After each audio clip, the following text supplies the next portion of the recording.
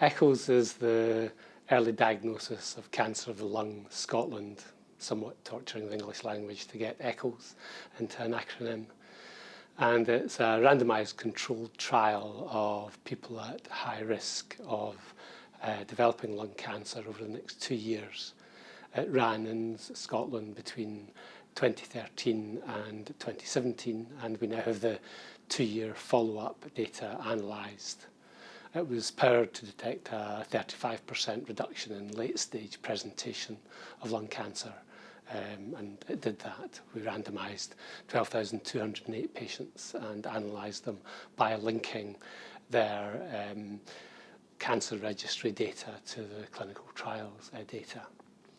The intervention group were people who had the blood test, which is EarlyCDT Lung, an autoantibody test against 7 antibodies produced by abnormal cell surface proteins during lung cancer development. So they had that test, and if it was positive, which it was in a bit over 600 of the 6,000, then they had 6 monthly CT scans over the next 2 years.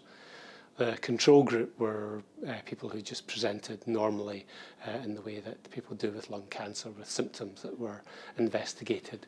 And a similar, actually slightly larger number of people were detected in the control group. So they're all followed up for the 2 years. And the study will continue. We'll be looking at the 3-year data shortly and reporting on 5- and 10-year follow-up so that we can have comparable data to other lung cancer screening projects. For those of your listeners who aren't familiar with inverse care law, it is that health services vary inversely with the need of the population served. So in the case of lung cancer, it's mostly people from poorer areas of increased socio-economic deprivation who disproportionately develop lung cancer, but many of the investigations currently for it will select the people who are affluent and articulate and able to engage with the service.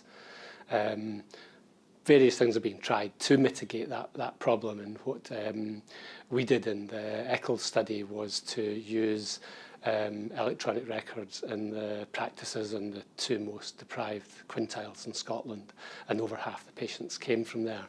But even so, we think if we were going to be engaging a higher proportion, we need to work with communities in the most deprived areas to say what would work for you. Attended one session last week, and people there much preferred the idea of having a blood test sent at home that they could do a finger prick, and then the test would be analysed rather than start off by filling in a questionnaire and going for a CT scan, for example. But we're at early stage with that co-design work, and we need to listen to a lot of different groups, and it may vary in different groups.